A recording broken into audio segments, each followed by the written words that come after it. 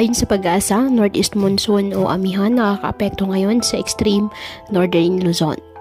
Wala naman pong bagyo o low pressure area na minomonitor sa loob ng ating PAR na maaaring makaapekto sa ating bansa.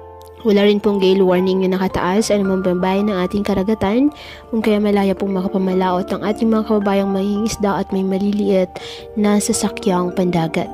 Ngayong araw, dahil sa amihan, ang Batanes at Babuyan Islands sa sana maulap na kalangitan na may mahihinang pag-ulan. Ang nalalabing bahagi ng bansa kasama na ang Metro Manila, bahagyang maulap hanggang sa maulap na kalangitan with isolated rain showers or thunderstorms dahil po sa easterlies at localized thunderstorms. Kaya patuloy pa rin po na pinag-iingat ang ating mga kababayan sa banta ng mga pagbaha or landslide. Galingan na magdala palagi ng payong o kahit anumang panangga sa ulan kapag po lalabas ng ating mga tahanan. At yan po muna ang update sa lagay ng panahon ngayong araw. Muli patuloy po tayo na mag-iingat at palaging tandaan, God loves you. Stay safe and God bless.